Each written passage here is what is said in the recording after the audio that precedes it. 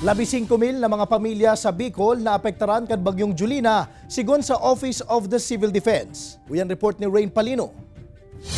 Nasa 5,144 na pamilya o 18,197 na individual ang naapektaran kan nag-aging bagyong Julina basado sa datos kan Office of Civil Defense Bicol. Suma total, igong 1,474 na pamilya o 6,793 na individual, gikan Masbate asin Camarines Norte ang nag-ebakwar. 1,149 na pamilya o 5,435 na individual ang nagtitinir sa evacuation centers as in 325 na pamilya man o 1,358 katawan na sa ibang pasilidad. Igwama ni 218 na harong sa Masbate and partially damaged as in 53 na totally damaged. Sa ibong kainimayo man subot na ay rehistrong nagadan o nalugadan sa rehiyon na may koneksyon sa nasabitan ng kalamidad. May hinihintay lang kaming data, yung official report po ng Masbate patungkol doon po sa isang dead sa Placer Masbate. Unang information sa amin ma'am ay malunod, pero ngayon ma'am wala pa tayo ng decision.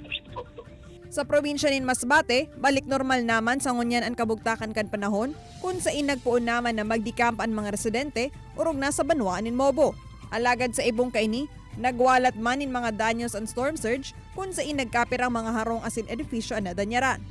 Mientras tanto sa Banwaan nin Libmanan, Camarines Sur, nasa 15 pamilya o 45 individual ang nagdikamp naman gikan sa tulong barangay na konsideradong landslide asin flood-prone areas. Sarong pamilya, sarong classroom man po. Kasi dahil man po sila ginagamit as of now.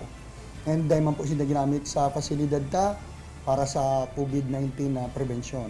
Sa Ginubatan Albay, pigtugutan naman kan mga otoridad na magpurlian na sa 554 na pamilya na enot ng pinaibakwar. Sa ibong kaini, padagos man ang ginigibong monitoring kan Quick Response Team kan DSWD Bicol. Suma total, igong 31,848 in family food packs ang nakaantabay sa syudad din Legazpi, Camarines Norte, Camarines Sur asin Masbate, asin ang 3 million pesos na pondo. Sa syudad din Naga naman, dawa amay na nagpreparar ang incident management team, day naman nagkaigwan ng preemptive evacuation. Kaya lang nung 5 o'clock yata, nagkaroon ng magandang balita na hindi na tayo dadaan masyado ng Julina. So hindi na nagkaroon ng preemptive evacuation.